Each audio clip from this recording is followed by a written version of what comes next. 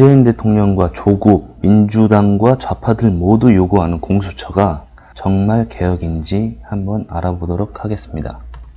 자, 일단 공수처를 설치하자는 목적으로는 권력기관과 권력자들에 대한 견제로서 그런 견제하는 방법으로서 공수처를 설치하자고 하는 것인데, 과연 공수처가 권력기관 혹은 권력자와 떨어져 있는지 그 구조를 먼저 알아보도록 하겠습니다.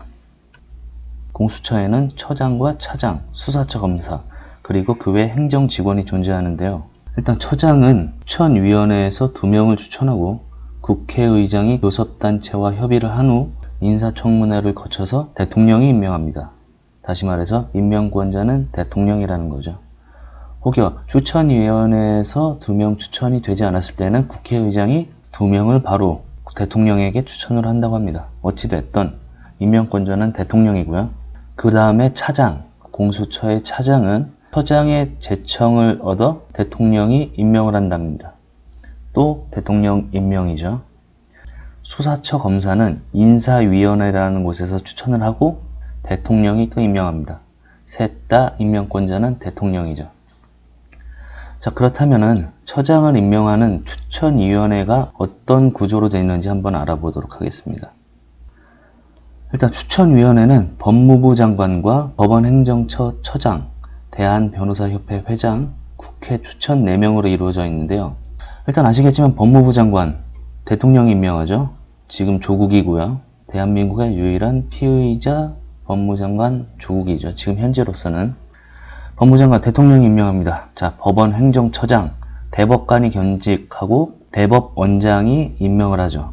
대법원장과 대법관은 모두 대통령이 임명을 하는 거고요. 대한변호사협회 회장은 변호사협회에서 선출을 하겠죠. 자, 그 다음 국회 추천 4명. 4명이라면 여당, 야당 각 2명씩 반반 나눠갈 것으로 예상하는데요. 이렇게 따지면은 추천위원회에서 7명 중 최소 4명은 현 정권을 잡고 있는 대통령과 여당에서 행사를 할 수 있다는 거죠. 자, 그 다음에 수사처 검사를 추천하는 인사추천위는 어떻게 되어 있느냐? 일단은 공수처 처장, 공수처 차장, 그 다음에 법무차관, 법원행정처 차장, 국회의장과 교섭단체에서 3명을 추천한다고 합니다. 일단 공수처장, 대통령 임명인 거 아시죠? 공수처 차장도 대통령 임명이었고요. 법무차관도 대통령 임명입니다. 법원행정처 차장은 대법원장이 임명을 하고 대법원장은 대통령이 임명을 하죠. 자, 국회의장과 교섭단체. 일단 이 부분에 대해서는 여당이 다수면 의장이 당연히 여당 사람이 될 것이고, 야당이 다수면 의장이 야당 사람이 될 것이기 때문에 의장은 일단은 경우의 수가 있다라는 기준으로 빼고, 여당은 대통령과 함께하는 같은 당이죠. 그 다음에 야당, 이렇게 세 분류로 봤을 때 의장, 여당, 야당 이렇게 각 1명씩 배정할 것으로 보이고요. 이렇게 한다면은 7명 중 최소 5명은 정권에서 또 영향 행사를 한다는 것이죠. 공수처장 추천위원회하고 인사추천위원회하고 전부 다 정권에서 영향력을 반 이상 행사할 수 있다는 거죠. 사실상 정권의 하위기관을 보면 되죠. 직속기관을 봐도 되고요. 이렇게 전부 다 정권에서 영향력을 행사하게 되는 기관이 생기는 건데, 이것으로서 검찰을 대체한다. 고위공직자에 대해서는 검찰이 손을 떼고 공수처에서 하자. 즉, 고위공직자에 대한 수사의 권한, 그러니까 수사에 관련돼서 가장 높은 권한을 공수처에다 주자, 이건데, 적어도 검사들은 정치적 중립을 지켜야 하는 게 기본이고, 본인들 개개인의 드러나지 않은 사적인 견해가 있을 수는 있겠지만 일단은 중립을 기준으로 잡습니다. 물론 일부 검사들이 정권에 가까이 하려 하거나 정권의 영향을 받으려고 할 수도 있습니다.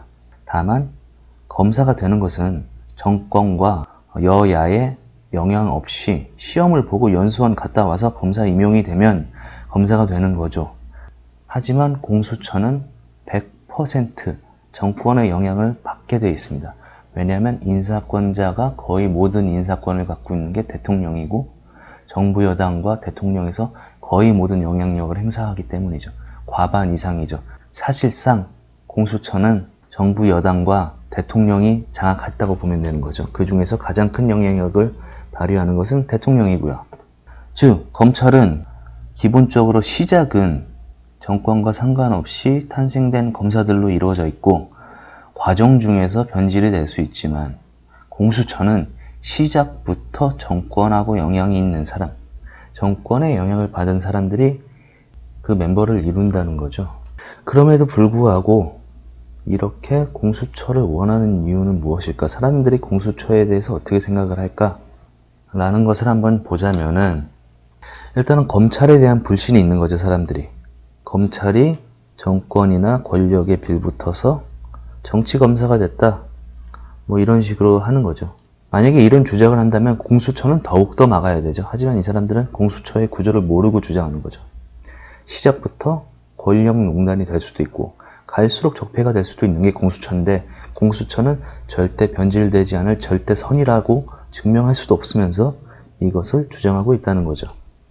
뭐 공수처에도 징계위가 있습니다. 징계위가 있어서 징계를 뭐 관장하기로 하는데 지금 뭐 사회나 검찰이나 뭐 모든 사람들이 법이 없어서 범죄를 저지르는 건 아니죠.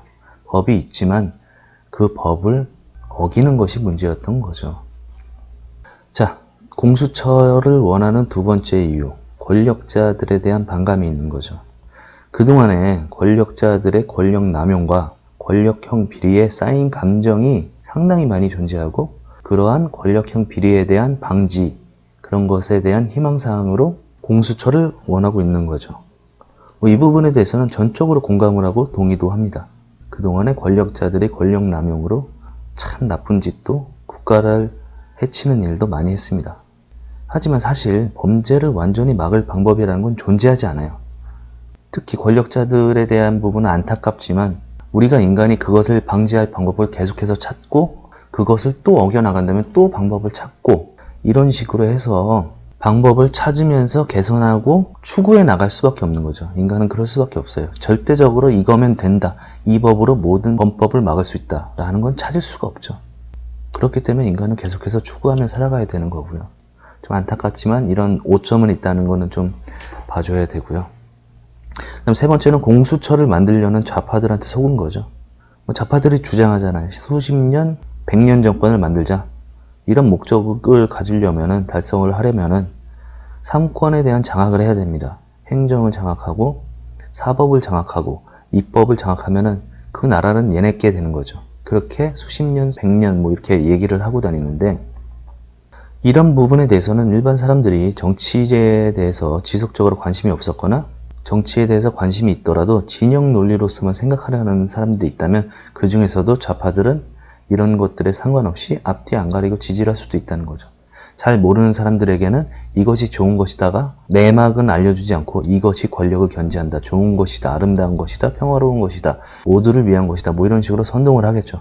그런 것에 넘어갈 수도 있고 이런 방법들로 그리고 이러한 이유들로서 사람들은 공수처를 원한다고 보게 되는 게 저의 견해고요. 저의 견해를 한마디로 정리를 하자면은 공수처는 개혁이 아닌 계약이다. 계약도 최악이다. 거기다가 만국의 심층화다 라는 말씀을 드리면서 오늘은 여기서 마무리 짓도록 하겠습니다.